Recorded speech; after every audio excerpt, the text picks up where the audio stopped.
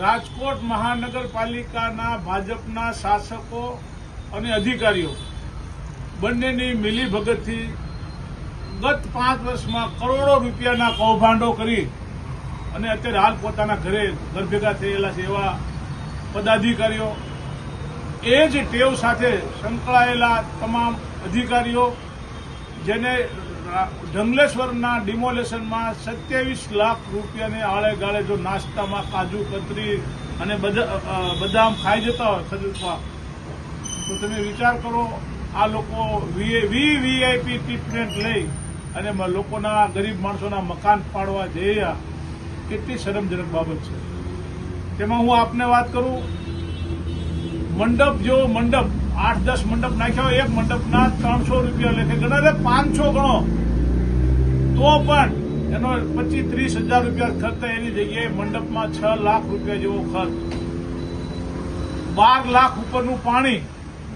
લોકો ત્યાં સંસ્થાઓ પાણી અને જમણવાર ફ્રી આપતા હતા, અનેક સંસ્થાઓ ત્યાં સેવા આપતી હતી, તેમ છતાં 12.5 લાખ ઉપરનું પાણીનું બિલ.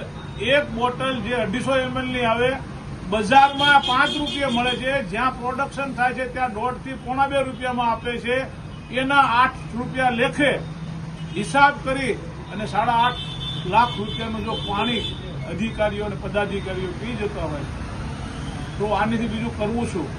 બીજી એક વાત કરતો હો, રાજકોટમાં આ ડિમોલેશન રહ્યું એ ભાજપવાળાએ પોતાને ઇસ્યુ બનાવેલો કે અમે પાડીને જમશું. રાજકોટનો કમિશનર જે એનું કાંઈ લાગતું ઓળખતું નથી, એ તો આવીને કાલ નોકરી કરીને ભાગી જવાનો છે, એવો કમિશનર પણ જો આમાં સંડોવાયેલા હોય અને પાડવામાં રાજી હોય તો એ બહુ ખોટી વાત છે.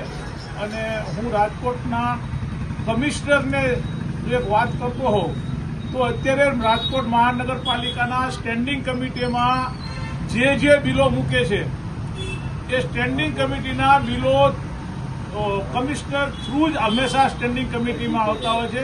એટલે ક્યાંક ને ક્યાંક કમિશનર પણ આમાં સંડોવાયેલા છે. રાજકોટમાં કરોડો રૂપિયા બગાડનાર ટોટલ ખર્ચ 3 કરોડની ઉપર લગભગ થઈ રહ્યો છે ડિમોલેશનનો ખર્ચ. હવે 3 કરોડ રૂપિયામાં નાના માણસોને મકાન આપ્યા હોત તો એટલા મકાન પણ બની ગયા. 1100, 1150, 1200 મકાન પાડવા પાછળ 3 કરોડ રૂપિયાનો જેવો માતબર ખર્ચ કરનાર ભાજપના મિત્રો અને અધિકારીઓ, એમાં કમિશનર સહિતના તમામ આવે, આ બધા લોકોને શરમ રાખવી જોઈએ, શરમ લાગવી જોઈએ કે એક તો બેનો દીકરીઓ રડતી હતી, બંનેઓ મકાનો ગોતતા હતા, બીજે ભાણિયાઓ રખડતા હતા. આ પોઝિશનની અંદર જે લોકોએ કર્યું છે એને ભગવાન ક્યારે પણ માફ નહીં કરે. લોકો તો નહીં કરે પણ ભગવાન પણ નહીં માફ કરે. સાંજ સમાચાર ફેસબુક પેજને લાઇક કરો, વિડીયો શેર કરો અને વધુ વિગતવાર સમાચાર માટે sanssamachar.net વિઝિટ કરો.